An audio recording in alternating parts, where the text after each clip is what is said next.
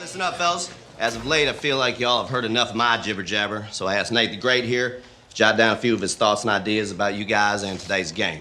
All yours, Nate. Okay. Isaac, I've noticed of late that you've been playing like a big dumb Everybody, please give it up for Mr. Swallow! Hello! So look, if you are used to seeing me as Nate from Ted Lasso, you are going to need to recalibrate just a little bit because this is very different. Over in Dictionary Corner, it's Mr. Swallow! Are you the guy who emails? Who's the guy that emails? I don't know, that's why I'm asking. No, it's not me. So it's not you, right, fine. Carry on, Jimmy, carry on. I wrote down during that, Nick, tell me about life as a smaller man. Because I would have just been able for me. Absolutely fine. I'll see other sort of shorter men who are my height or even maybe a little bit taller, and I'll think, oh God, they're short.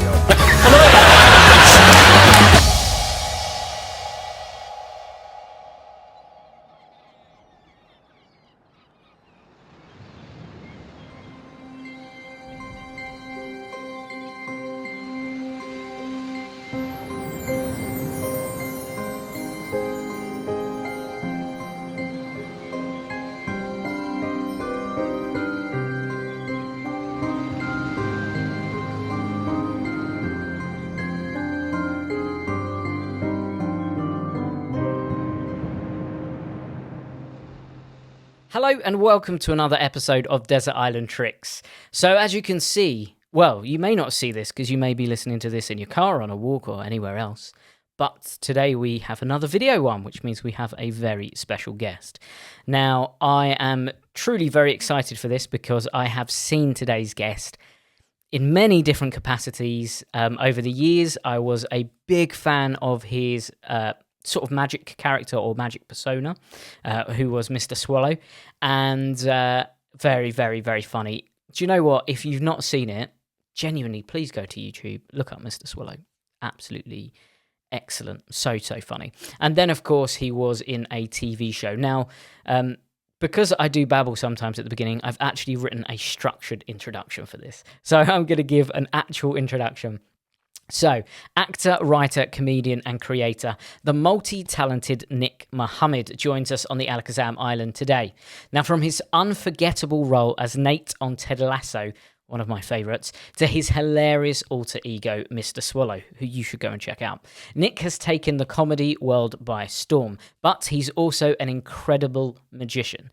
Now, if you've seen him on Cats Does Countdown, you'd also seen him perform some of his incredible magic, including memorising the Wagamama menu, which was just excellent, memorising a deck of cards, and even had his son on the show who reverse memorised a stack of cards with animals on, which was so phenomenal. And watching the other celebrities' reaction to that was priceless. It was excellent. And you could tell that it was a real reaction from them as well, which was superb. So sit back, relax, and get ready as we explore the desert island list of the wonderful Nick Mohammed. Hello, Nick.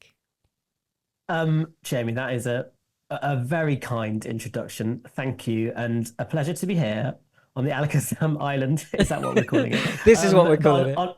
Honestly, thank you for having me. Big fan of the show, big fan of Alakazam, and everyone who sails in it.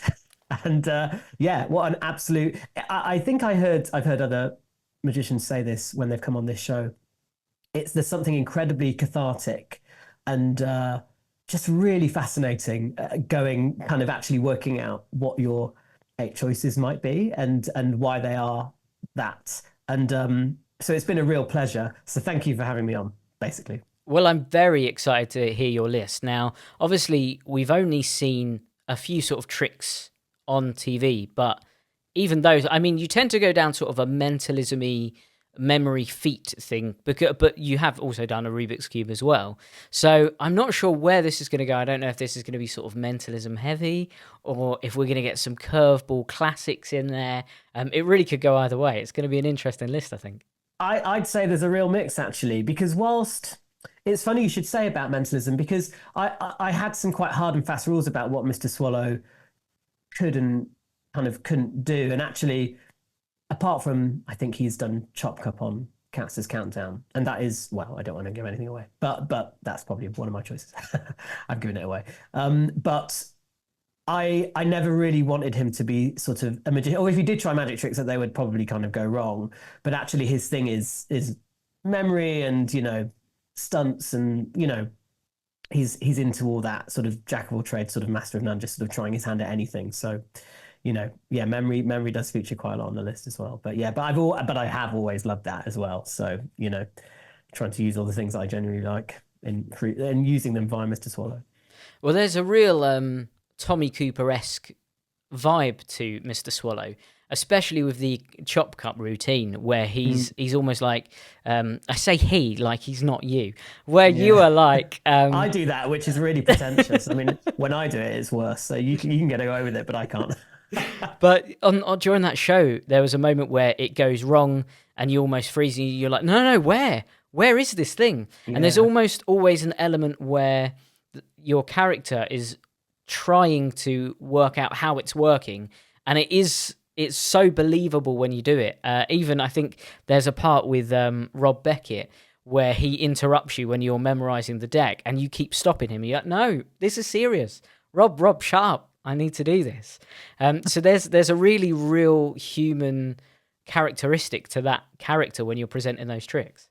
Yeah, he's just clumsy, I guess, in that he's the thing that I think works best with Mr. Swallow is when there is some kind of operation, whether it's a routine that he's going to do, or he's promised to do, or he's going to give a lecture on a certain topic, or he's going to do a musical, or there's various kind of guises that I kind of use Mr. Swallow in, but almost inevitably they always end the same way, which is you very quickly realize that the machine of this, whatever it is far too big for him, or that he's constantly trying to play catch up, or he doesn't really know how it works, or he hasn't learned the lines, or he's unrehearsed in some way. But then the sting in the tail is often actually he's able to accomplish it sort of, you know, by some kind of really strange kind of route. And I've always liked that as just a ruse for kind of getting an audience on side, frankly. I mean, it's very traditional magician in trouble, sort of sucker fin it. You know, I love all that kind of stuff. It's quite basic, actually. But it suits Mr. Swallow quite well, because he does go on, and I should say for anyone who's unaware of Mr. Swallow, which will be plenty of people, I'm sure, but, you know, he's this sort of northern sort of busybody. It sounds quite camp, but that's only because it's an impersonation of my English teacher from when I was doing GCSEs, and she was a she, so it's sort of me being her, but I never really reference that ever. It's just, I just sort of feel like I'm her when I'm doing it, and I've done that voice and that impression since I was a kid at school, so it's not like there's any innuendo in it or anything, but it is quite camp, but it's quite, you know, obviously it's northern, but it's and eventually as the character evolved, it did feel like it had a sort of end of the pier kind of quality to it, like with slight delusions of grandeur, like never quite sort of being in the sort of the bright lights of the spotlight, but really wanting that, always being the loudest voice in the room, but also the worst person in the room to be taking charge of anything, I think. So it's strange that now I do quite a lot of magic through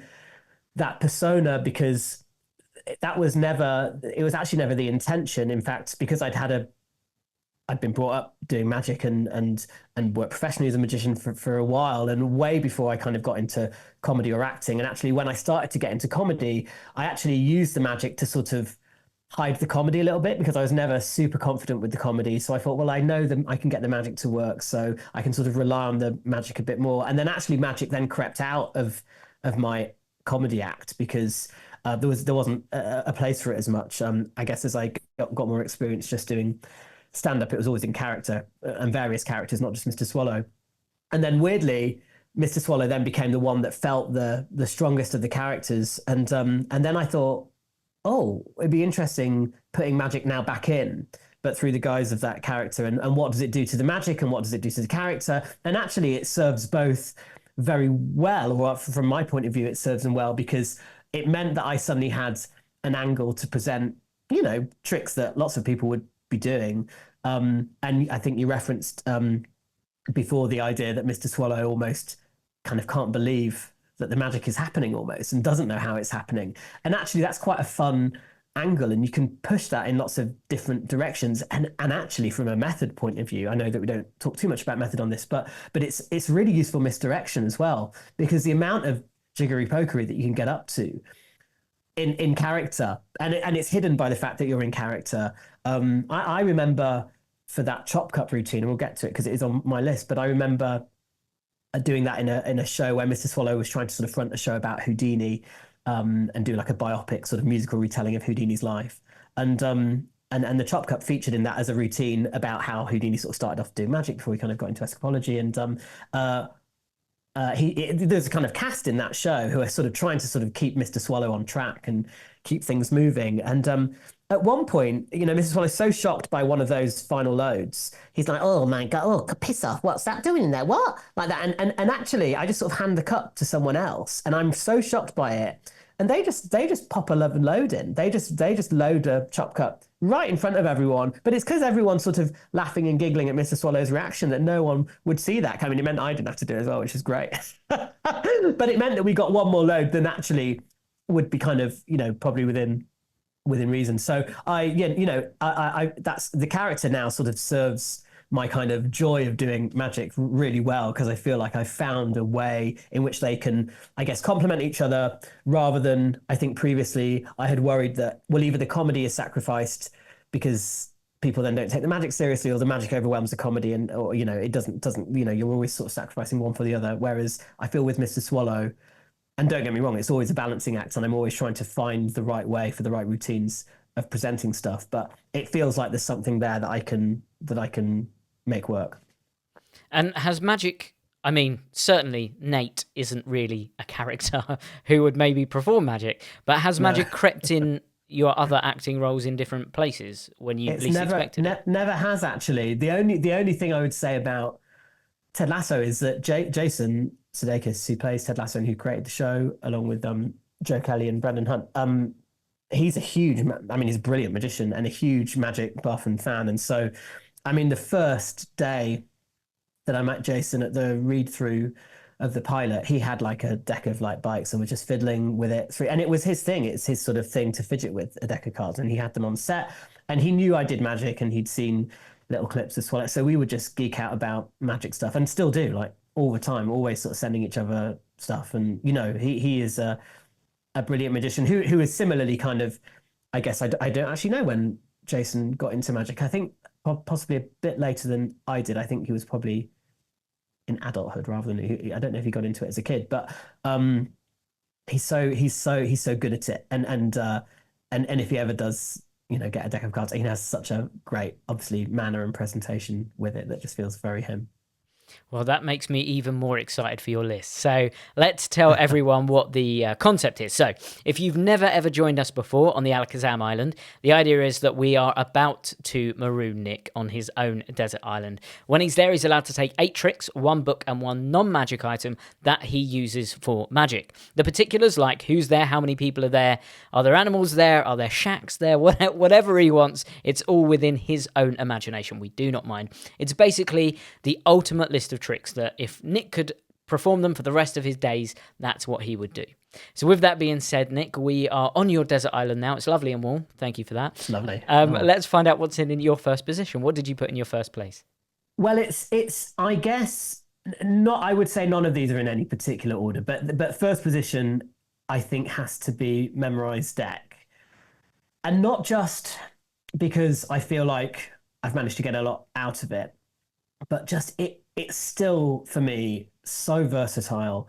Like, and we can talk about memorised deck, whether we're talking about it as a performing the memorising a deck routine, which I've done as Mr. Swallow and Cat's Countdown. In fact, I literally did it last night at an event where I was just opening for an award thing. And it is just one of those things where it is just about believable that it is possible. And of course it is possible. It is genuinely possible, but not quite that possible at speed. But I have found it to be such a kind of believable piece of trickery. I just adore it. And I think the sheer amount of people that absolutely buy into every single word of it staggers me. I actually then last night was sat next to someone who knew actually quite a lot about magic and wasn't a magician, like did the odd trick, but was a director really. And he said to me, he said, "Oh, is that just a stack and you're just false shuffling a lot?" And I just said, "Oh, no, I genuinely do it." And he's like, "Oh, wow, is it a real method?" I was like, yeah, no, you can look it up online. And they bought it. And I was like, and the thing is, you do somewhat live with a lie, but I don't mind. In my head, I'm like, that's part of the whole experience, that lie. And, look, it's not like I'm pretending to communicate with people from the dead or anything like that. So I feel like I love the illusion of it. It's also a really pure effect, like in terms of the challenge of it and what it is, and the audience being able to understand what it is. Here's a deck of cards. Everyone knows what a deck of cards is. They're going to be shuffled, seemingly shuffled by people in the audience and shuffled again by me. I memorize them, I give them to you, and I'm going to try and recite them in order. It's so easy to understand. And it's almost, to a degree, you could, there's no language barrier. You could watch it and actually it's the rhythm of the performance that sells it. And I've just found it to be an absolute gift. And I first learned the mnemonica stack back in 2009, 2010, I want to say. Am I making that up? Was it then? I think it was. I think it was 2009. Yeah, it will have been. I'm trying to think when mnemonica came out now. But and then I popped it in a 2010 Edinburgh Fringe show the year after. And it was really funny because I remember at that time, because I was still quite new to the stack, I was still having to think a little bit about sort of getting through it and finding the best rhythm and, making sure that it doesn't just feel like you're listing 52 things, which you are. And I remember one reviewer said, "Oh, it's as impressive as it is slow." And I remember thinking, "Oh, that's not. I don't know if that's a good thing or a bad thing," because I think what it did do was it sold the fact that it was real, but actually, them thinking it was real made them think, "Well, I understand why he's having to take his time over it, but it makes it feel slow." And so I feel like over a number of performances, I mean, that was, 14 years ago, but since then, I must have done it 1,000 times. I've done it so many times, maybe not 1,000, but like a good number of hundreds. And I just love playing around with it. I love, I've tried to eke out as much as I possibly can. And it's a really fun one to do as Mr. Swallow, because again, it's like what I was saying at the start, it feels like the kind of thing where you can start off by getting them wrong. I mean, I just genuinely do. I just get like the second one wrong instantly. And there are lots of jokes about pretending to see the cards and having a different sort of pegs for each of the cards and who they are, and Queen of Diamonds is a Queen of England, and just playing around with that. And there's so much, I think, fun to be eked out of it, because again, it's such a simple premise. You can then deviate and people can get back on board with it. It's really straightforward. It's just one audience member, and it just feels really concise. And I just adore it. And like I said, it just feels, just on the cusp of believability, and I love it for that. And but not just the fact that then, so I also do, and I'm working on it for another show, but a weighing cards routine, which is same stack. And then also the sheer amount of stuff that you can then just do with a stacked deck that you've memorized, it's just infinite. So it's the versatility as well of just using a memorized deck as a tool, whether you're then doing the memorizing a deck of playing cards routine or not. Just that the simple beauty, if you can dedicate that time it takes, and it does take time to, fully learn your stack. But once you've got it, I mean, you can do anything, and got a marked stack deck is just, I mean, you can just do miracle. I mean, you just don't need anything else really. A false shuffle if you really want to as a convincer, and the one I do is really sloppy and deliberately sloppy. I can't really do sleight of hand, to be honest. And so it's just, I feel like it's such a gift, and the amount of phenomenal literature, from Tamaris, Aronson, just so many people have written some phenomenal stuff on memorized deck. It's an absolute treasure trove. So I sort of feel like if you just dedicate some time to memorizing that stack, and then you've got this wealth of literature which will then just tell you the most incredible tricks in the world that you can do with it, and you literally don't need to do anything. You can sort of add two numbers or subtract the odd number. I mean, it's just I love it, and I think that's the other thing, because I've got quite sort of short, sort of stubby hands. I feel like slight of fact, I can't really palm a card without it sort of poking out this sort of here, basically. So I've always, but I've enjoyed kind of like slightly more kind of mental gymnastics. So things like a memorised deck and things that are a little more, I guess, mathematical in principle, rather than requiring proper kind of finger flinging stuff, has always appealed to me. And the memorised deck just suits me to an absolute T. So that is my first entry, and yeah, I adore it. Yeah, what a phenomenal choice. Now, if people haven't seen Nick's version as Mr. Swallow, please go and see it, because some of the things that you were just talking about there about rhythm and pace, what I loved about that performance is I think you had a real fine balance between it being fast and snappy, but really believable. And in particular, there's the beginning where you have to look at the first card in order to then remember the next one, which feels like a really human thing to do, to give it some credence, some legitimacy. And then towards the middle, you have the I think it's the Queen going clubbing in Seven Sisters, and then you have that sort of middle bit which breaks up that pattern, and it again legitimizes it a little bit more. And then at the end, you have the wonderful joke of, "Oh, it'd be such a shame, wouldn't it? It'd be such a shame if I got it wrong at this point." So the way that you've structured that routine is so well thought through to make it feel even more legitimate. Well, that's very kind of you to say, and you know what? It's taken a lot of time to kind of get it to that kind of stage, really. And it's really funny you say about that pause, but I think I always pause on. I don't start on the start of the stack. I think I start on the King of Hearts, because there's certain cards I wanted in certain positions, and I throw a Joker in there. And I now do it actually such that when the person comes out of the audience, they actually take a card, they don't look at it, and they just put it in their pocket, and actually reveal that as a kind of process of elimination, as a sort of final kind of kicker thing.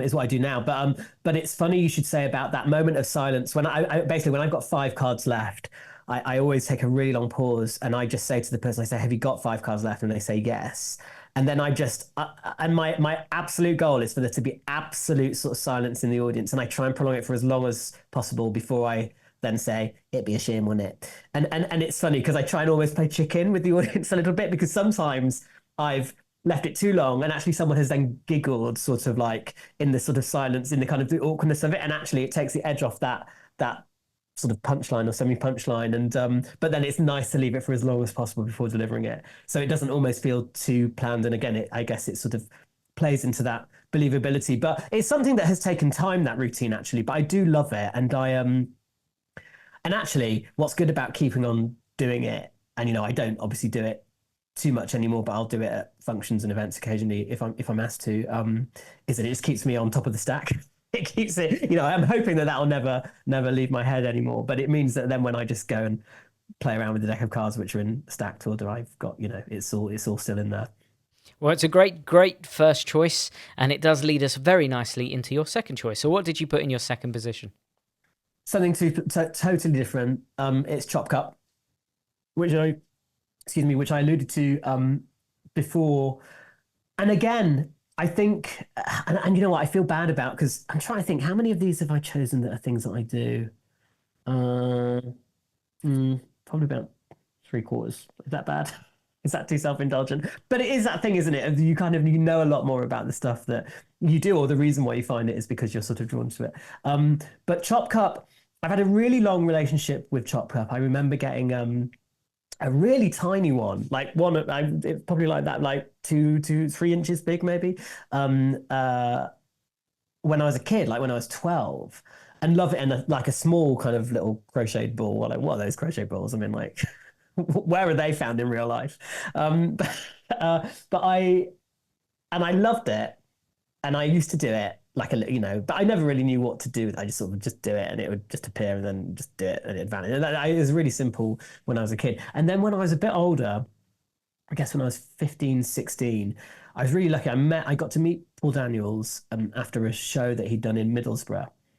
And he said, and at the time I wasn't a member of like a magic society or anything, but I was kind of keen to, and I was aware that they sort of existed, but didn't quite know how to sort of go about sort of doing that. And he said, oh, well, you know, there's lots of good magicians in Leeds, and you should meet this guy called Harry Nichols. And he gave me the contact for like the Northern Magic Circle, because there's a junior section that would meet in Bradford every month. So I very much did that. And anyway, there was this brilliant guy. I believe he's still alive. I think he's 89 now. A guy called Harry Nichols. And bless him, he's such a great. I mean, he's such a character.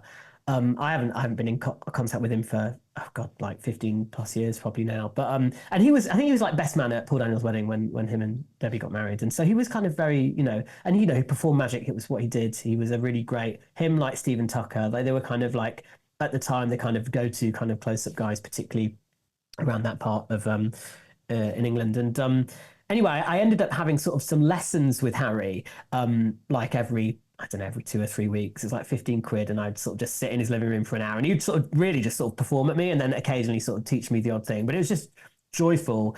Anyway, he was a sort of a pupil of Ken Brooks, as a lot of people I think were around that age at the north of England. I never met Ken Brook, but anyway, he taught me the Ken Brook chop cup routine, and as is the kind of the way, particularly in that era, you literally learned it word for word, like you stole their pattern, but it was sort of like accepted. Oh no, you do that line there because that's what Ken Brook did, and you just do it and do it and do it.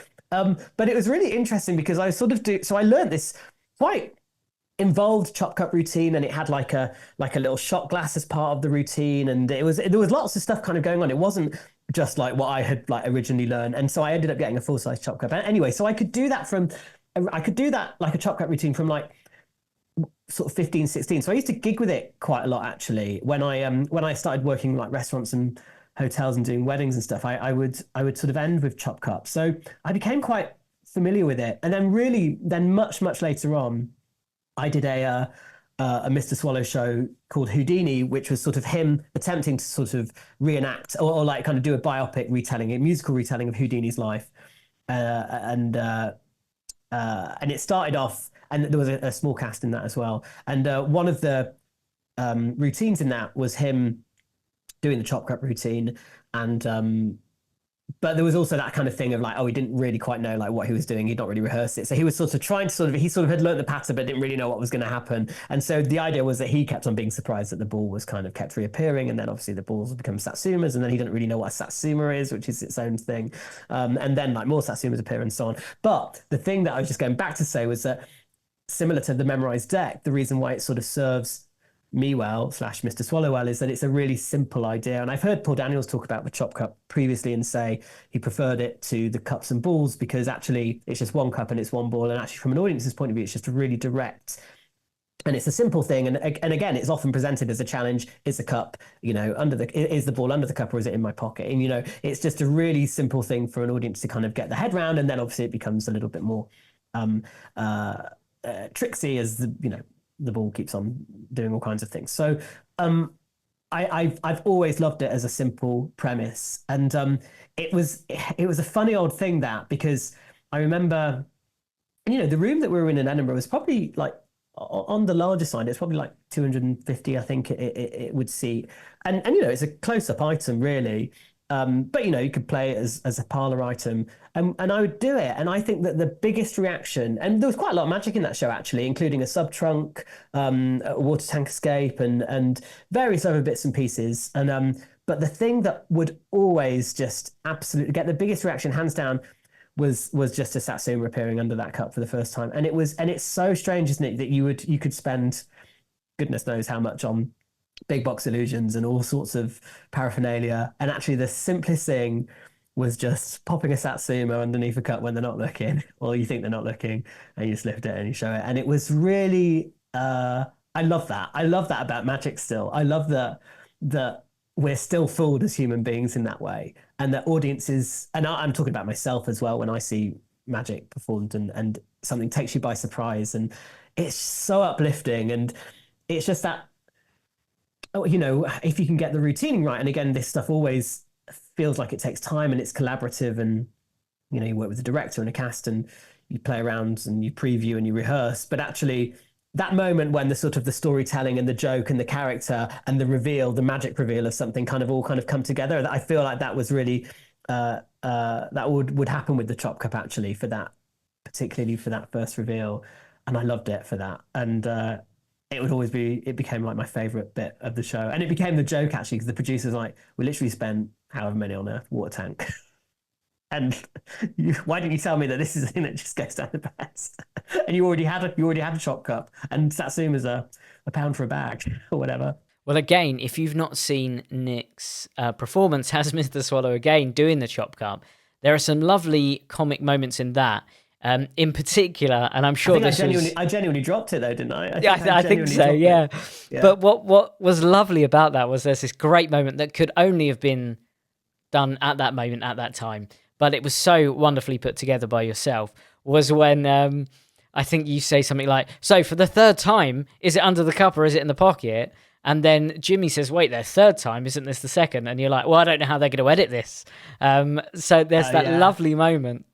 Jimmy's so great, and actually he's a big Magic fan. He really enjoys Magic, and he had always kind of pushed for Mr. Swallow being on that show in the first place. Actually, and I was quite nervous about doing it because I'd not really done panel shows or anything prior to then, and I was encouraged by the fact that I'd be in Dictionary Corner because I'd be sort of more in control of my own bits. But I remember there's definitely been points. I remember doing a number square. Often they'll record me doing 2 or 3 things and they'll choose the better one. But there's definitely been stuff that I've done on there that has never been shown because it literally just gone wrong. I mean, like, and there were points when Jimmy's like, I mean, I just don't know whether you're in character or not. I mean, it's like, he's like, what, am I meant to believe that this is meant to work or what? Like, what was the point? I tried to do a number square as part of like the numbers round, which I've done.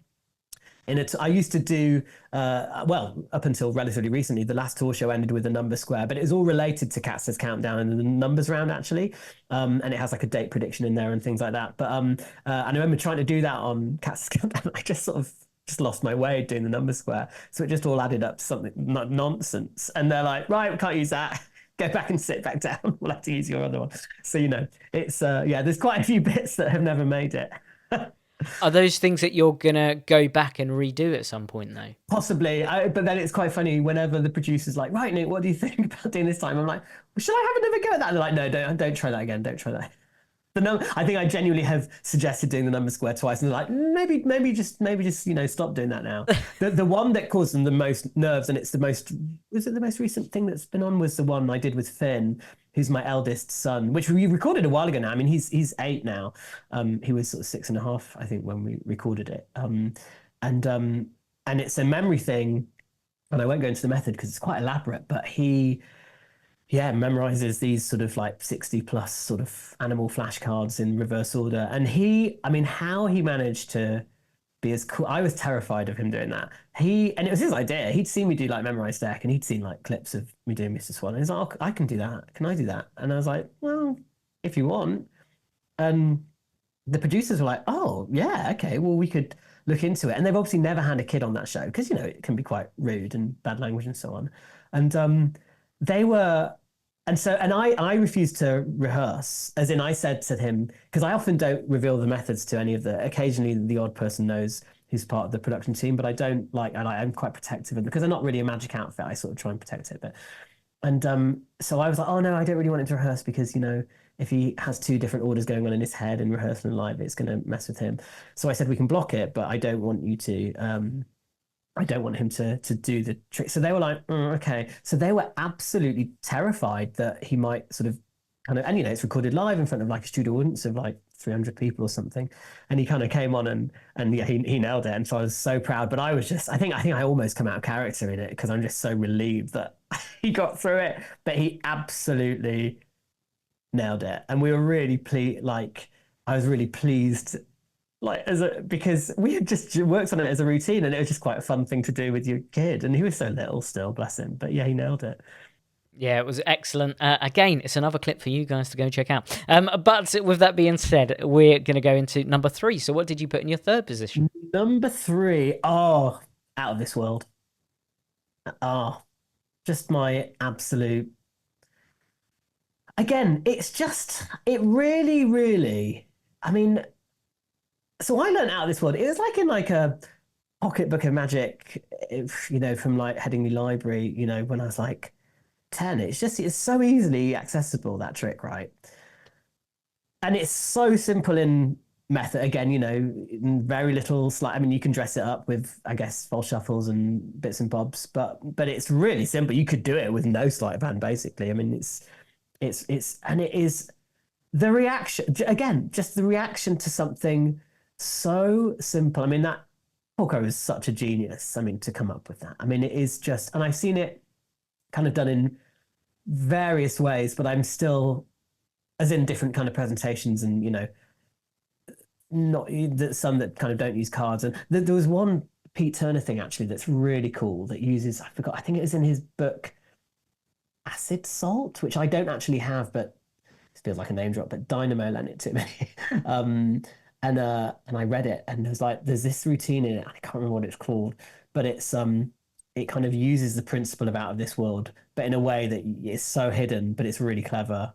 It's to do with kind of loose change and stuff. But anyway, it's great, and it's like a prediction at the end. It's great. Anyway, but out of this world, just again, so simple. Really easy to understand, I think, from a presentation point of view. I think I'm drawn to those tricks which have a sort of challenge aspect to them to a degree, like that idea of like, okay, well, if you think it's red, put it there. If you think it's black, put it there. And we're just going to see. Or that there's sort of an element of like, this is an experiment, or this is a bit of a game, and we're going to sort of see how we kind of fare. I think audiences just enjoy that. I think they know what their role is in that. And also there's so much emphasis on, they did it. Like, it's so hands off. It's like, well, I don't even know how you did it. You did it. You did that. You could have put it there, but you did that. And it's just again, so simple, so clever. I think I'm staggered that no one has worked it out. Like people can't work it out. I mean, it's sort of, and I get it why, because when I first saw it, I was like, well, I literally have no idea. And it is and it really borders that almost too perfect thing for it, because of course it can't be possible. Like, to be that hands off, the magician has literally given me the cards. I have put them in the piles, and literally and I can see there's no dodgy lift. He's going through them one at a time, and then he's just showing them there, and I can examine the deck. I can take the deck home.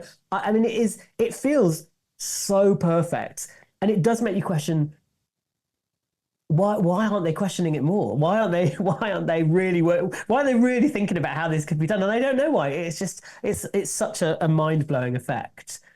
And again, I've known it and done it for years, and it's just wonderful. It's absolutely wonderful. And my favorite way of doing it is at the end of doing, if you've done a few tricks, or someone else has done a few tricks, and you've just kind of been toying with the deck just to get it in the right, state. And then you just sort of just do it off the cuff, and it's lovely. It's a lovely one. And I did there was one that I was toying with photos of people. It wasn't like a Living Dead thing. I think maybe Darren did that in one of his early TV shows. But I remember just coming to, oh no, I know what it was. I used to do a thing as part of the presentation, maybe when I was toying, when I did used to do it as Swallow, and I've never done it on Cats as Countdown. It'd probably be a good one to do at some point. And I remember as they're dealing, and I'm sort of deliberately looking away and sort of talking, and I'm just sort of saying, and then I just sort of just say, oh, just pop that on there. And I just actually flash a card that they've put on the wrong pile and say, I just wanted to, just so you don't get anywhere. And I realized that actually that's possibly tipping the method. And I shouldn't do that. And it's putting more of the emphasis on me either card counting or kind of somehow influencing whatever they're doing. And I thought, oh, it's just not really me, and it's not Mr. Swallow. And actually I realized that actually taking that quip out, even though it was a very small thing, enhanced it a lot more for them, and actually was just really unnecessary. And like you say, that original method, it really doesn't need dressing up more than it is. The beauty is in the simplicity of the, not just the method but the presentation of it. And a brilliant trick. Yeah, and a great third choice. And it does lead us lovely into your fourth trick. So what did you put in your fourth position? Water tank. The water tank escape. So I've got so much to say about this. It's a really weird one.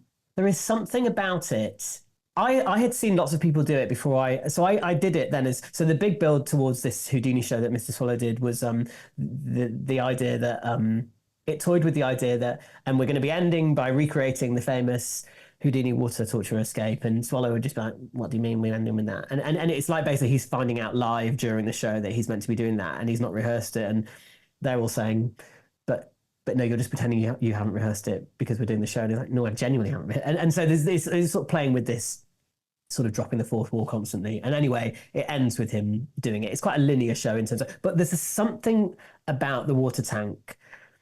It just has this inbuilt theatre into it. And actually, even, I guess, quite clunky performances of it still make me like sit up and sort of sit forward in my seat that moment when the lid comes down, because there is something so visceral and so human about, well, I know that you can't breathe underwater. And even though, yeah, it might be a trick and yeah, they might have rehearsed it and even the struggle might be choreographed, it could still go wrong. And there are so many examples of things going wrong in the history of magic and people, you know, even recently, right? And there is just there's an absolute inbuilt sort of tension and an adrenaline rush that you kind of get with that effect. And you know, we used to milk it for all it was worth doing it in the Houdini show. And it was really interesting because the character Mr. Swallow is so silly and clumsy and kind of like, oh, whatever. And at that point in the show, as soon as I stepped into the tank, even before the lid came down, people were like, oh. And we used to support it with playing some kind of rumbling, I think it's called like brown noise, you know, where you kind of really unsettle people, but they don't quite know why they're unsettled. And it's just this low rumbling. It's like a tube train is kind of going underneath you, but it feels like the ground's shaking a bit. It's unsettling.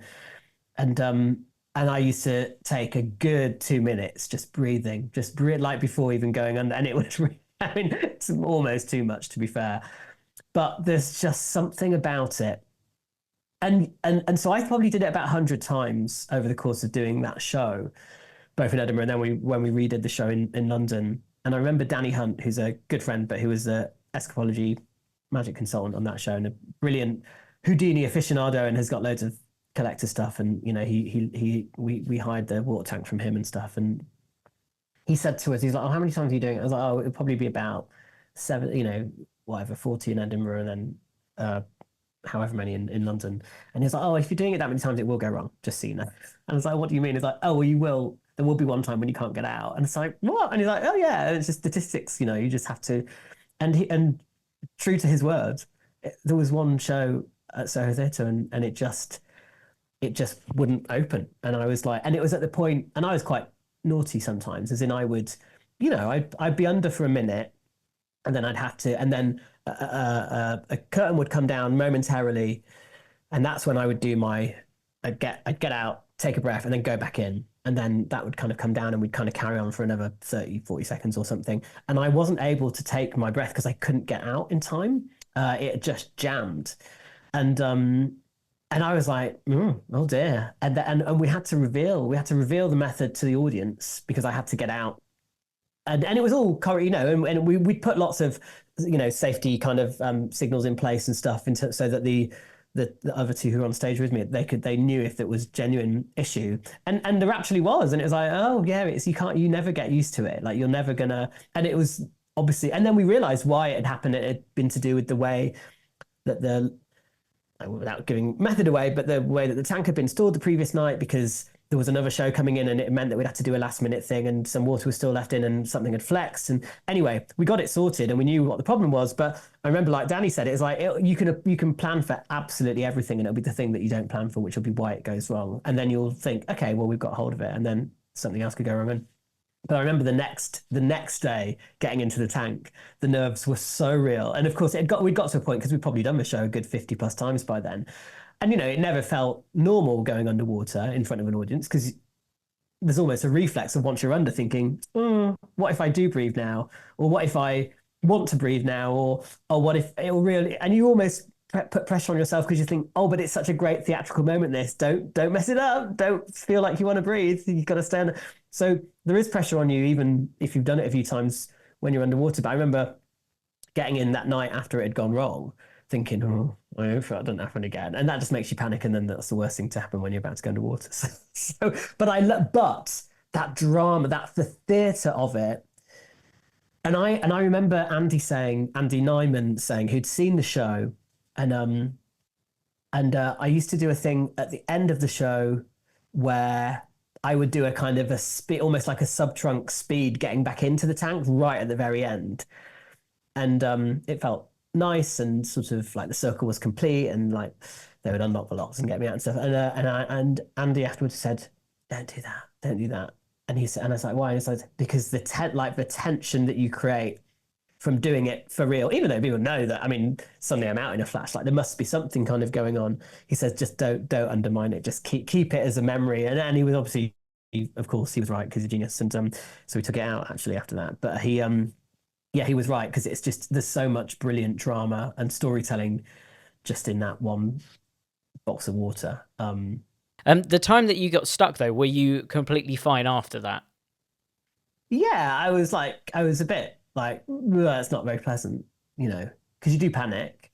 And I remember Danny saying, there's a tiny little air pocket right at the top, and him saying, don't ever breathe that. Don't try and breathe that air. And I was like, why? and he's like, just don't. Because it's not, you should think that you haven't got it. Like, don't think that you've got that, because it's just not. And I realized why, because when I went to the top and thought, well, I can't get out, I'm going to breathe the air, the water's all going everywhere. And so you're just breathing and splashing water. And like, it makes you panic more, and then you can't find it. It's like, yeah. So yeah. But I should say an honorable mention, actually, as we're talking about escapology, I remember getting a set of chain release handcuffs probably around the time when I got the chop capacity, like when I was like 12 or something. And again, it was just one of my favorite things to do. So much inbuilt comedy in it, of course, given the nature of what it is. I mean, of course, you could use it as a real thing, but we had so much fun of Mr. Swallow in particular, kind of getting in and out of it at speed, and again, it's one of those things that feels absolutely impossible, and there sort of is and isn't a method, because the method is the set of apparatus that they can see and examine, and it's sort of, obviously they don't see the particular move necessarily, but it does feel completely impossible. And more so, it's the getting back in that I love, actually. There's the kind of the handout and the giving the way, but then suddenly you're back. It's the speed of getting back in that I've almost like, you see an audience kind of be like, what? And I love that. It's such a surprising thing. But yeah, so that little mention to that. And I think, again, just to talk generally about escapology, and I guess you can extend the same to mentalism, and I guess the sort of the faux memory stuff, in that it's that process or process or whatever you want to call it. It's that you're enjoying the fake struggle in terms of escapology, or the drama of you're going to be hung upside down and this is on fire and the spikes here and this is happening. It's all that stuff around it. If an escapologist escapes like that, there's nothing really. Even if a mentalist gets it like that, even though technically they should be able to, where's the drama and where's the tension? Where's what makes it entertaining? And I think that is why escapology is sort of in there, because there's so much fun to be had. And then when you then put comedy into it, then it's like, you can have so much fun kind of with the back and forth, playing around with that tension, undermining it, and then ramping it up again, undermining it, ramping it up again, and then not undermining it, and actually suddenly becomes quite real. So I love it for all those reasons.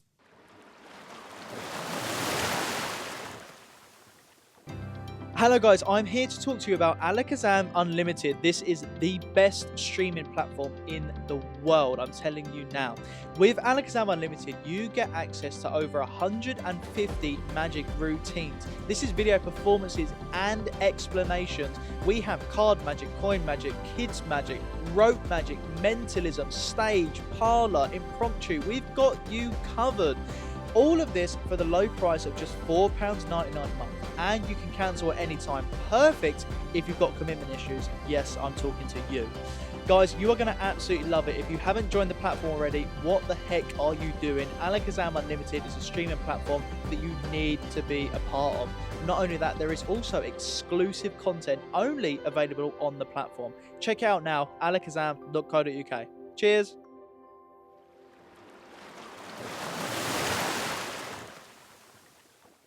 Yeah, it's a great choice, and like you say, a curveball, but I like it. I like it very much.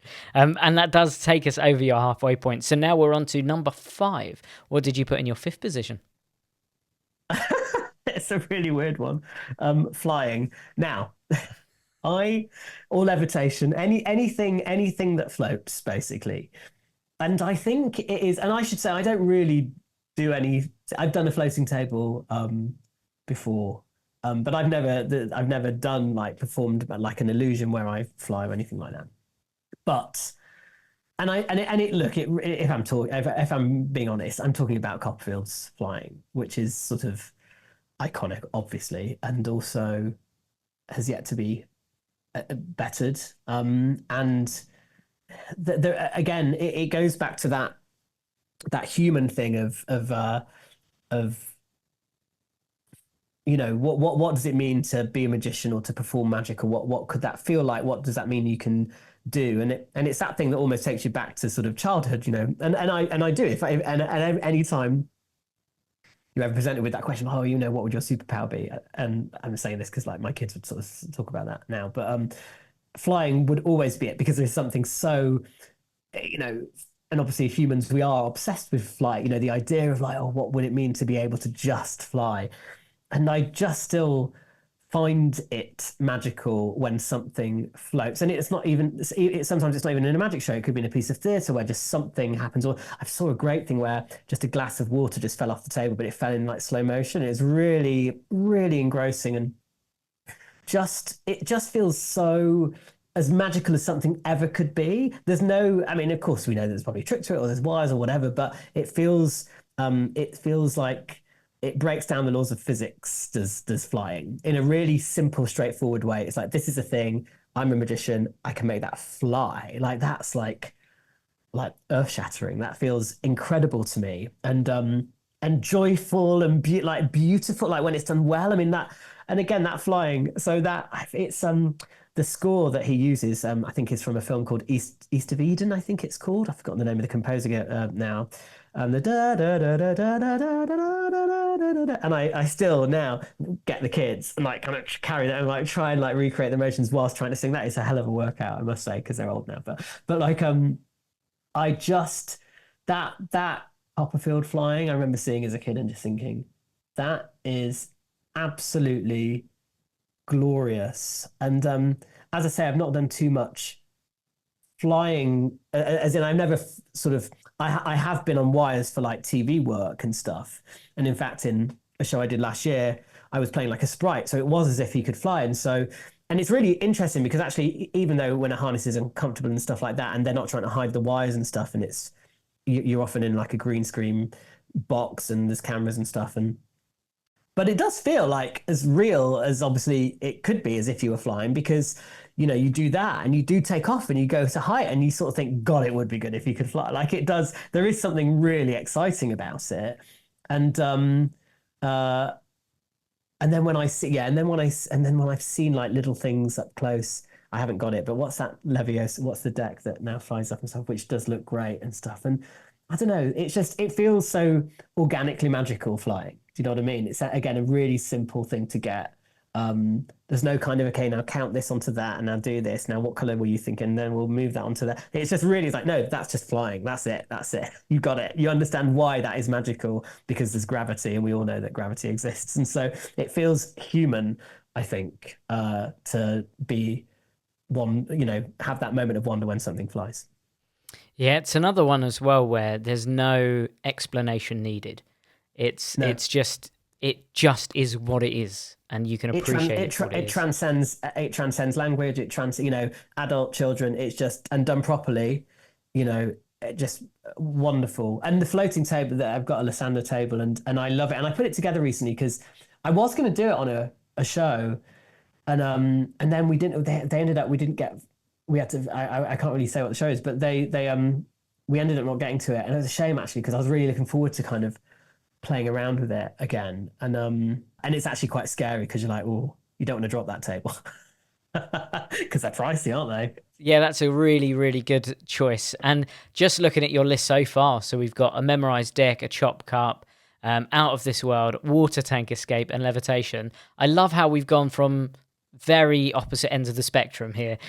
I'm trying to think if the show that I'm doing. I'm doing a Mr. Swallow show called A Christmas Carol-ish, which is sort of his take on A Christmas Carol this Christmas at Soho Place. And there's a moment when just a box flies up, a Christmas present flies up right to the top, and even just that, it's like feels like a lot of work, to try and make that look right. I couldn't, I don't even want to believe what it must take to get a person to fly around an auditorium and then somehow, maybe get an audience member and fly with that. Just the mechanics of it, the going through hoops, jumping in boxes. I mean, like, goodness me. I mean, but it looked perfect. It couldn't have looked any better when Copperfield did it. So I never saw it live. What it really, I guess, and I only know this from doing the little bit of wire work for TV and film that I've done, is the core strength to make one's body look like gravity doesn't exist anymore. Because actually, it's all very well being on a wire, but actually, not every bit of your body is supported by a wire. You have to do so much work yourself to kind of make it look graceful. And I say that as if I didn't make it look graceful. But when I watch Copperfield and you sort of think, crikey, you probably only, it's like an athlete, it's sort of, you can only probably do that for a certain part of your life before either you have to come up with another method or you get someone else to do it. And so, yeah, what a phenomenal effect that is. Yeah, I love it. Even seeing, I remember going to see Aladdin at whichever theatre it was in the West End back in 2017 or whenever it was there, and that flying carpet, just the production was a bit shonky for my liking, but the flying carpet was just phenomenal. It was just wonderfully done, and just I'd pay the ticket price to just see that in action, because that was just, yeah, that's great. You've worked hard on that. Like, you could money has been spent on making that look proper. And then it comes in again in beautiful lighting, as in not against like Starcloth or anything like that. And I'm like, I think that's a different method, because I don't know if I think so. It all looked great though. Loved it.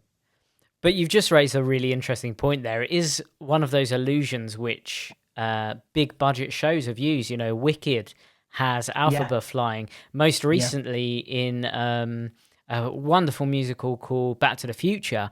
The car levitation in that is just and turns upside down. Right? It's just but that just shows that must be one of those illusions that are pulling in those audiences, and that's what people want to see. It's a big moment, and again, it goes just back to it's and even we're doing Christmas Carol rehearsals at the moment, just like. It becomes a big, we're just holding a Christmas present, and it floats up right to the top, but it becomes a thing, because it's like, there's an element of built-in surprise to it. There's an emotion to it. There's like a weight to it, and if you support it with music and other effects and things like that, it can just be really, really wonderful. So yeah, no, I love it. Great. Well, an excellent choice, and it does bring us to your sixth choice. So what's in your sixth position? Are we going even bigger than Levitation, or are we scaling it back? No, we're going for something that might be a bit controversial. It's electronics. Oh, interesting. Electronics in mentalism. Right. The thing is, I'm a real sucker for them. I really like them. And maybe that's a naughty thing to say, but I love them. I absolutely... And look, I don't own tons. I own like 3 or 4. But I just think that actually there is a time and a place for them. I think I've heard a lot of brilliant literature from brilliant people say, why wouldn't you rely on something more foolproof? If you lose your Wi-Fi, if your battery goes down, do you really want that kind of hanging over you? But in my head, I'm like, and maybe this is just because I'm not that good a magician, really, that in my head it's like, yeah, but what if I drop the deck of playing cards that are stacked?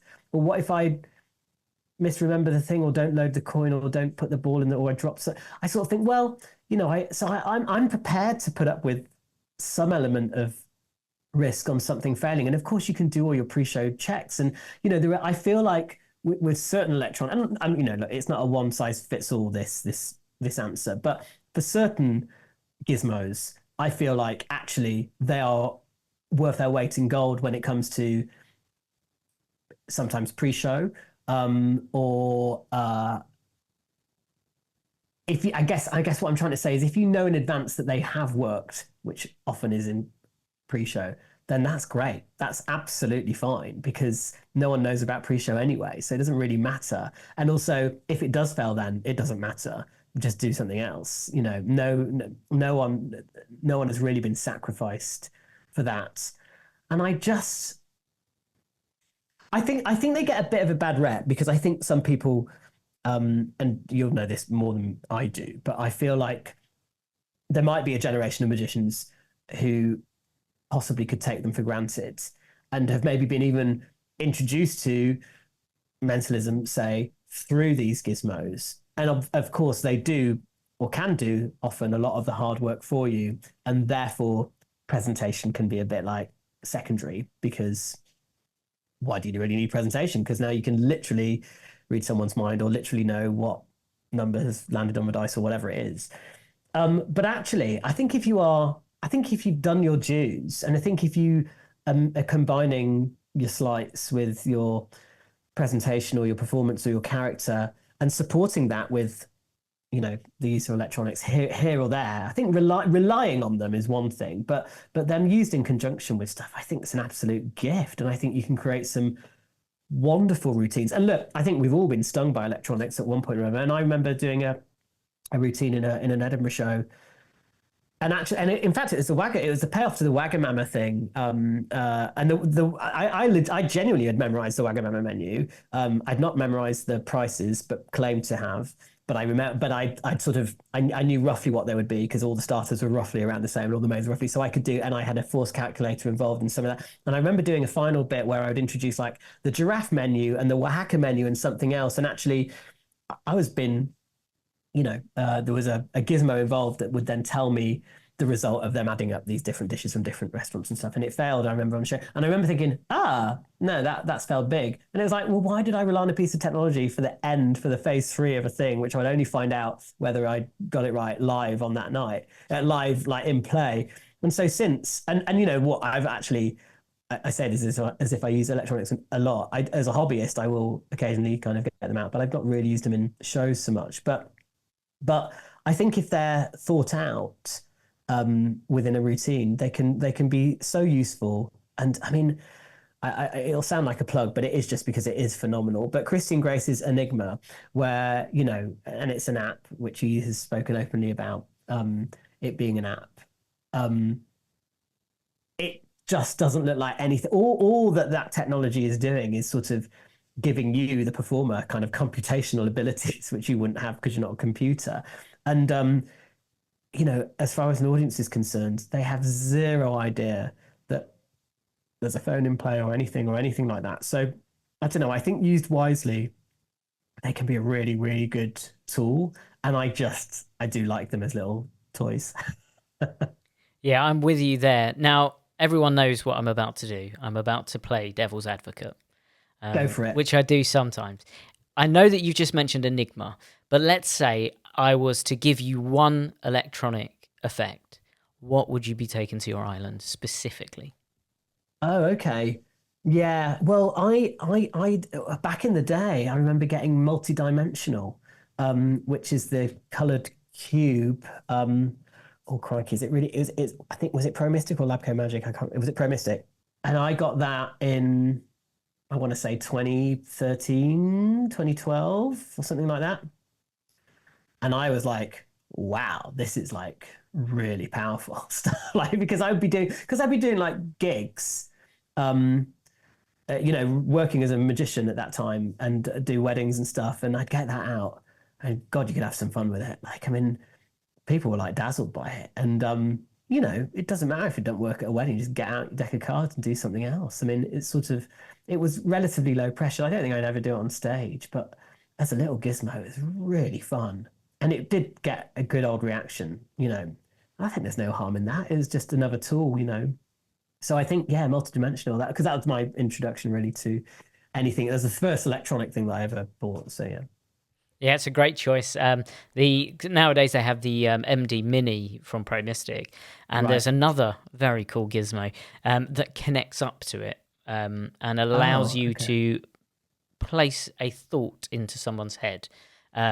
People will know what that is as soon as I say. Oh, I know. Is it the when you're touching the forehead one? Yeah, That's the one. I haven't got that, but I've got like literally a folder on my laptop, email folder. Just like shove that in there.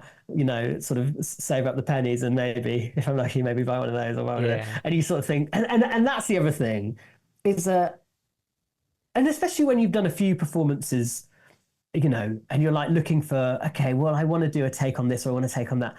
It's just really fun thinking, oh, what would I do if I had the power to implant a thought? Like if Mr. Swallow has the power to implant a thought in someone's head, I mean, like, what would that be? And then it just makes me really excited about, okay, well, the method, I don't need to worry about the method because there is a method. So now I can just think about the funniest sort of routine around that. And it will always be mad because it's all, or I don't mean mad, I mean like kind of, it will hopefully always feel different to the norm because it's Mr. Swallow and he's so kind of, he's off, off in various directions. So I don't know, it always gets me excited when I see technology because I think, oh, that'd be fun. That'd be fun to play with. I'd even go so far as, whilst we're on controversial, so I'd even go so far as every single person in the audience, bar one audience member being a stooge, works for me. From a theatrical experience for that individual, pull out all the stops, do everything you can to create the most compelling experience. Of course, one doesn't need to go to those extremes. And it would be disappointing if you realize, oh, that's only, but also I'd be really impressed if someone did that. I'd be like, well, fair dues. If you've given someone that experience, then I'm all for it. It's all part, and especially because there's no harm done. And like, we're not broaching into communicating with the dead territory or kind of like, psychic medium shows or anything like that. You're not using that device for a loved one from beyond the grave to talk to them. It's entertainment, and there's nothing wrong with doing absolutely anything in the in the realm of entertainment. Everything is in our toolbox, I think. So that does bring us to the tail end of your 8 tricks now. Yes. So we've gone from memorized deck, now we've just landed on the multi-dimensional, and now we're on to your 7th. So what did you put in your 7th position? Well, it is actually, it's mentalism-y, it's predictions. It's quite a bold, quite a broad choice. So there's not, you'll probably be devil's advocate and ask me a particular one, and it'll probably be a headline prediction, I would have thought. There is something about prediction, so this is why it's on the list. There is something about the idea of saying, I have, this envelope, I have this thing, and this contains a prediction of something that you are about to do, or however you dress it up. Again, that's so simple to understand. Like but what, not only is it simple to understand, it almost feels like, well, you are giving the audience the opportunity to just scrutinize that envelope. Like, it's like, well, you're telling me what's going to happen. Like there's no element of surprise here. You're telling me that I will have predicted, or that, because even if you're not sort of setting it up as explicitly as that, you will make a song and dance of, and this thing has been on show for the whole time, or it's isolated in some way. There is such an effort made with a prediction to kind of, shroud it in all of that. And I just think, again, it's just such often it kind of gets close to that. It's almost like too perfect, but it's just so wonderful. Like, how could you, like, how there is zero explanation as to how you could have predicted those series of choices, or that headline would be that, or that this would happen. I mean, it just feels so extraordinary. And I remember I do a thing, which is from, so now what book is it called? There's a Simon Aronson book called Try the Impossible, and there's a great principle in there called undue influence, and it's great. It's sort of a floating keycard principle. All of Simon Aronson stuff is phenomenal. I love it. But in that book, Try the Impossible, and effectively you end up. It feels like a really free selection of 2 playing cards, which are just merely sort of cut to and looked at, and then sort of replaced, and then the cards are kind of. Basically sort of shuffled, and the magician sort of like looks through them and then puts it down and then says where he believes what positions the cards to be at, and they turn up at positions, I think 19 and 36 are the ones that I use, and then you can prove that you've predicted those positions, because they are actually, because of the mechanics of it, they are actually set. You can set what those positions are in advance. And I remember doing a version where I wrote down on like a post-it or something where I sort of believed these cards would end up. And it's a really interesting moment, that moment of like, committing to something in front of an audience member and sort of almost telling them what you're going to do and putting it there before anything has happened, because it just, I don't know, there's something about it. I think it just really ups the stakes. Maybe that's why I kind of really like it.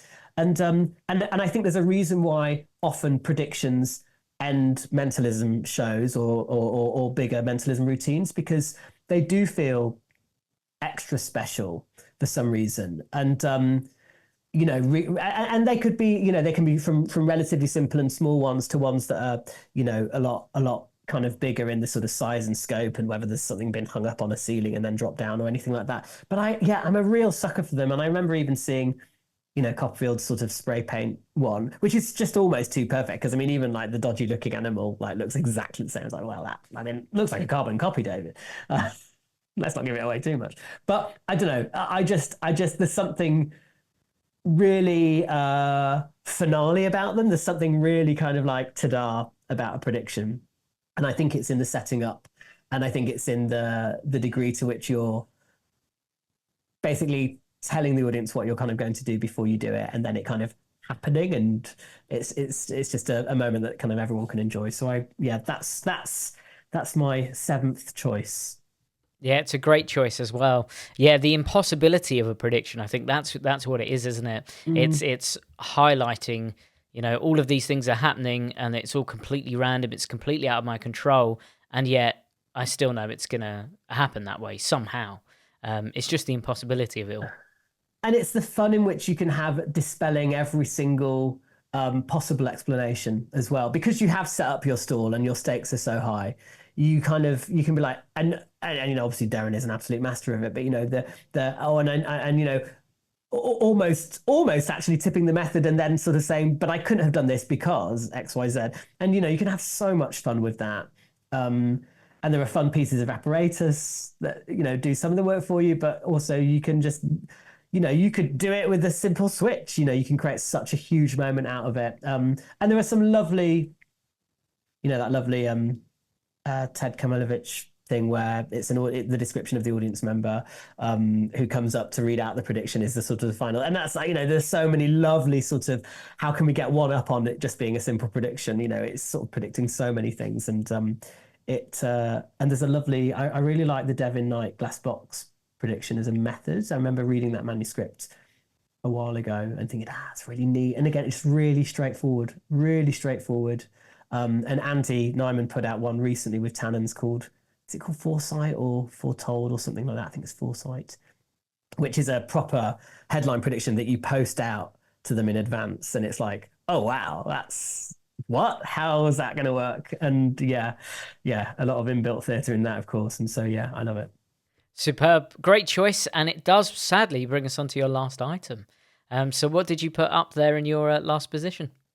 I feel that these are getting more and more vague, but it is the concept of boldness.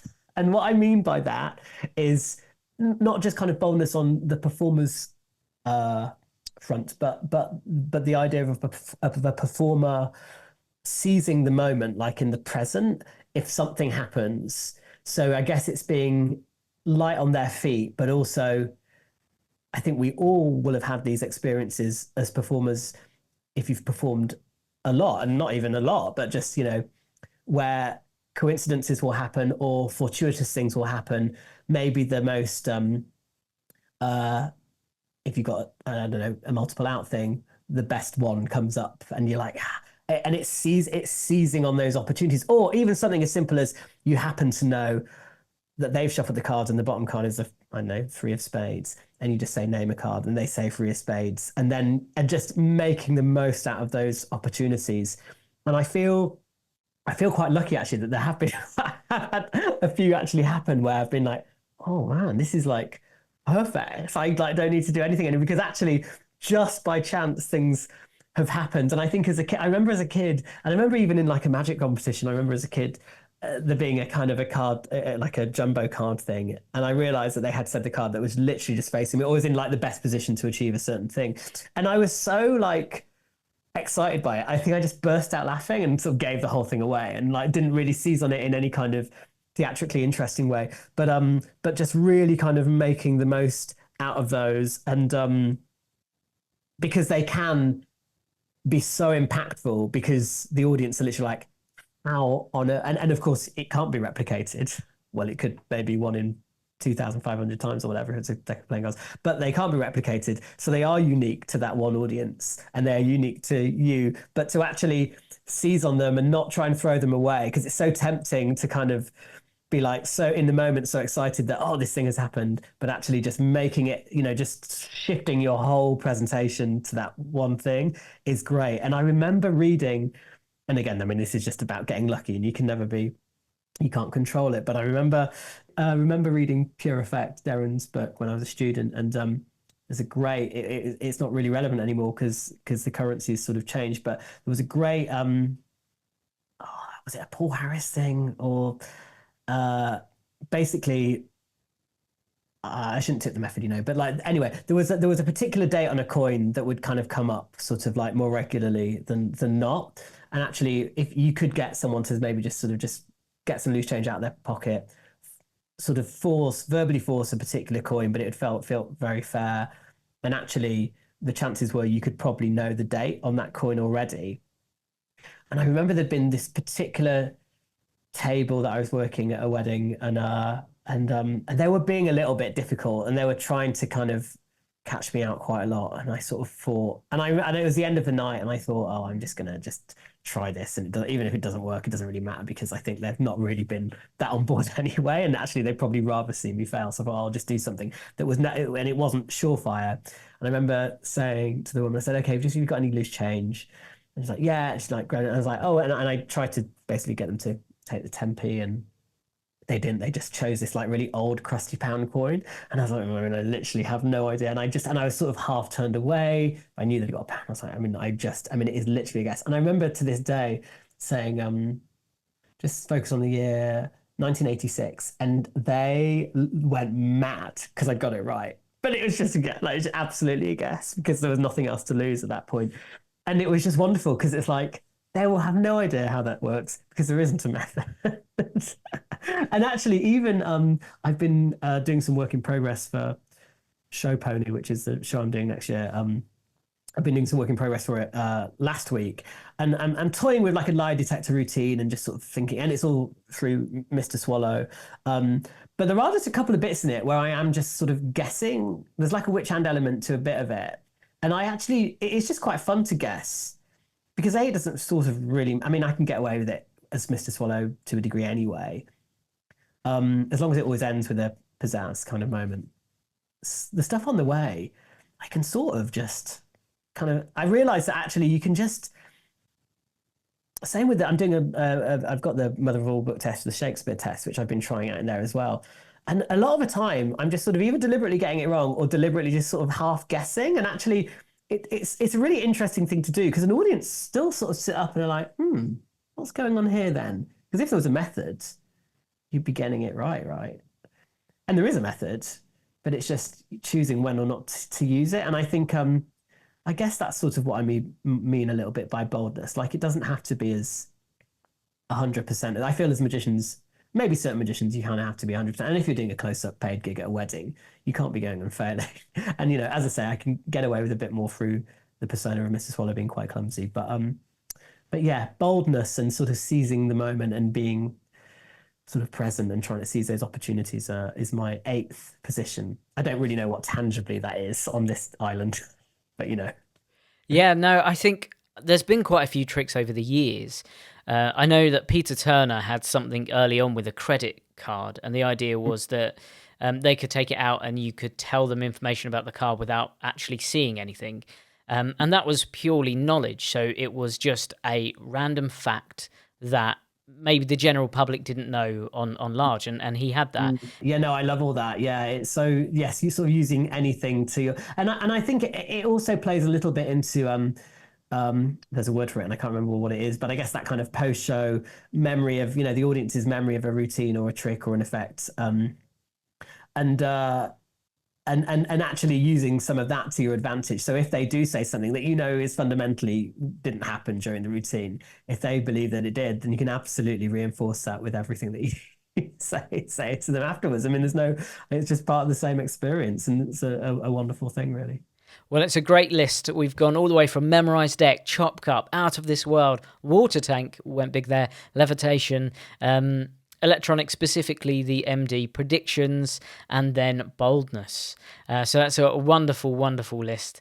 But it does make me excited for your 2 curveball items. So obviously you've had 8 of all of these. Now you're only allowed 1 each of them. So you have 1 book and 1 non-magic item that you use for magic. So what are you going to go for your book position? It is Notes from a Fellow Traveller, actually. It is Darren's book. And I feel I'm such a fan, and I sort of feel, almost too much of a fan sometimes because, I do know him a bit now, Darren, and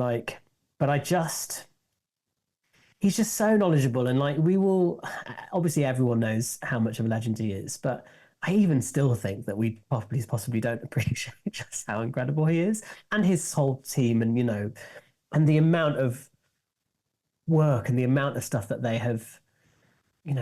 Every single show is just sort of rammed full of so many gems and subtleties and tricks and routine. Just like everything is an absolute zinger. And even if he stopped now, and I don't think he's got any plans to stop now, look at that body of work. It's phenomenal. And I really loved. The reason why I love Notes from Fellow Traveller, and I'm yet to reread it, but I will, is that it's just such a phenomenal, treatise of someone as an entertainer going on every night, almost irrespective of the fact that he's a mentalist. I just found it fascinating, the idea of someone, reading about sort of how someone kind of keeps the show fresh, how someone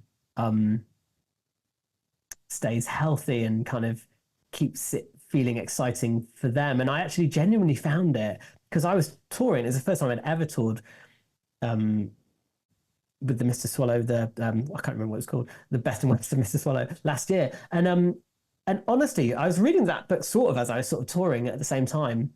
So this kind of odd parallel. And I remember thinking, God, even that book was just rammed full of little tips of sort of keeping it fresh. And I was sort of able to sort of put some of them in play, and I could see, and I remember even the producer commenting on, oh, it's really interesting that you sort of change the rhythm of how you deliver that usually, and how you approach that bit at the end. And I was like, well, I'm literally just reading Darren's, and actually it was making a really positive difference. And I think it's a phenomenal piece of, I would kind of give it to any performer, whether they're a actor, singer, musician or something, because I think it's a really important just piece of work that sort of, I don't know, just sort of gets to the nuts and bolts of what it is to be someone who is going out and performing every night, and how that learning experience is such a kind of positive feedback loop that you kind of, you go out, do it again, you learn from that, you kind of put that in, and you kind of, and you sort of repeat, but it's sort of constructive. And yeah, I just found it, I think I had also never really read, I remember reading a book called Magic and Showmanship when I was quite young, that I remember Dover put out maybe or something. I mean, I'm talking years ago, like in the 90s. And that, I remember finding it a bit boring actually, because as a kid you just want to read tricks, and I was like, I'm not really bothered about that stuff. Like in my head, I was like, just smile. In my head, it's like that's all you need to tell me. Just smile when you perform. And obviously, I was very ignorant then. Whereas I'd not actually really prioritized reading much about performance. Whereas this, I was like, oh, my eyes are fully wide open now to so many stuff that I'd either, not been paying attention to, or had been taken for granted, or had just overlooked or dismissed. And actually all of that stuff was equally as important, if not more so, than the jokes or the tricks or the routines. It's just stuff to kind of just keep it feeling, and actually just that one thing of staying present. And it ties a little bit back into the kind of that boldness thing that we were talking about before, but just staying present and trying to communicate everything to your audience and treating it like it's their first time, that it's their first time seeing this material, hearing this material, and really communicating that to them, and not just trying to deliver a parrot sort of performance or something. I just found it, I found it really compelling. So that would be my book. Yeah, great choice. And again, I hope that it's one that we have going forward more. But we have had it a few times, and everyone just says there's so many moments of realization in it. I think there are so many moments where maybe you read something and you go, oh my God, I get it. That makes so much more sense than what I'm doing now. Why don't I just try it? And it's sort of like, of course Darren can say this because he's literally done thousands and thousands and thousands and thousands of hours of performance in front of so many people, and it's that of course that's not to be sniffed at. It goes without saying, but it's easy to forget that like what that like level of experience must sort of like it's absolute gold, isn't it? And there are so few people I think who can I guess write about that and in a typically Darren way, and it's witty and it's full of really fun anecdotes and stuff like that, but who can speak with such authority on it because they have literally been there and done it, or not even done it, they're doing it. I mean, he was writing that as a journal right as he was touring, so it felt so refreshing as a reading experience. But yeah, I mean, I'm not surprised it's chosen a lot, but yeah, that would be my go-to. Excellent. What a great choice. And it does bring us on to the curveball item. So this is your non-magic item. What did you go for? CD player and all my CDs. So I am a big CD fan still. I bought a lot of CDs, I guess, when I was a student, a lot of soundtracks and a lot of kind of neoclassical stuff and a lot of orchestral stuff. And you can see them sort of down there. But basically, I listen to them all the time when I'm writing, when I'm reading scripts. I just always will have on something in the background. I listen to John Williams at least once a day, and I couldn't live without that side of music. Like that music is everything. Even though I used to play quite a lot in orchestras and stuff, and my wife and I met through an orchestra, but we don't have as much time to play at the moment with 3 little kids, but music is still such a huge part of our lives. She's an amazing pianist and viola player, and I play violin. I mean, I try and play violin, and she's a lot better than me. But we still love it, and yeah, I listen to music all the time, and that would be... I would never get bored if I have this CD. And there's quite a few CDs here, so there's like a lot to choose from, but I will never, ever get bored of listening to those CDs, which I've listened to, forever, since I was sort of like 18, 19, some of those CDs I've had now. So I love it. That'd be my curveball. Well, we've seen lots of that in your work as well. Obviously, you've got the orchestra sketch, and then of course you've got your Jurassic Park, Jurassic Park song, Jurassic Park song, which is hilarious as well. So you can see those influences coming in all the way through as well. Is that something that you do a lot in your shows then? Do you put a lot of music in there? Yeah, I mean, I guess increasingly, yes, I have been, and where it feels right. But music is one of those things where it's just so you can really lift things with music, and we're talking about that Flying Illusion Copperfield, and like a lot of Copperfield stuff, I guess it's so enhanced by often quite filmic scores that he uses, and because music is such a great way of storytelling and communicating ideas and stuff. And so yeah, I loved it. There's something really invigorating about listening to music, in particular. I particularly like film scores, but when I listen to film scores and I'm writing stuff for TV or film, it feels quite inspiring, because it feels like I can sort of try and create some of that atmosphere, albeit in my head. But yeah. Well, that's a great choice for your non-magic item. So thank you so much again. Now, if people want to find out, I know that you mentioned you have a show coming up at Christmas. Is that something that people can find out about? Yeah, of course. It's called A Christmas... If you go onto achristmascarolish.com, it's at Soho Place in the West End from 16th of November till the end of the year. So that is that. And then if you go to nickmohammedlive.com, it'll have all the information for next year's Mr. Swallow tour, which is called Show Pony, which is going across the country. I think that'll also point you to A Christmas Carolish as well, to be fair. But nickmohammedlive.com or achristmascarolish.com, or I'm on Twitter and Instagram, so they'll be there somewhere. Thank you again. Thank you for giving us your time, Nick. It's been amazing to talk to you and to discover all of your tricks and to see the joy and passion that you have for magic as well. Well, as I said at the start, an absolute pleasure. It's been really nice and fun to just sort of think about why I like these tricks and what they mean to me and stuff. And so, yeah, what a wonderful show this is. I will, I've pretty much devoured every episode now anyway, so I will, but there's other ones I'll kind of go back to and listen to again, I'm sure. So, yeah. Well, amazing. Thank you so much again. And thank you guys for listening. Now, don't forget, we do have Stranded with a Stranger now, and that's your opportunity to send in your list. So if you do want to be a part of that, those go out on a Monday. Then do send in your list of 8 tricks, 1 book and 1 non-magic item to sales@alakazam.co.uk, and we will get one of those out. Don't forget to put in the subject line, My Desert Island List. That way it comes through to me. But with that being said, thank you guys again. Please do go check out Nick's stuff. Like I said, Mr. Swallow, you will have many laughs watching through the archive of footage that's online with that. Also, some of his sketches, they are superb. Please do go check out some of those tickets as well. I will definitely be going to the Christmas one and most definitely going to see the Mr. Swallow one next year. So do go check that out. Please give all of our guests support in any way that you can. And with that being said, thank you very much. We will see you again soon on another episode of Desert Island Tricks. Goodbye. When I perform at gigs, I look at effects that tick these 3 boxes. Is it super strong and powerful? Yes. Will it last with your spectators for a lifetime? Absolutely. And does it leave them with a souvenir that perfectly captures the moment of magic? If that all sounds exactly what you're after, look no further than the liquid forks. These forks have been custom designed to be able to bend right in front of your spectators' eyes. It's so easy to perform, it's so visual, and trust me, they will honestly keep this impossible object because they've seen it morph in front of their eyes. It literally does the impossible.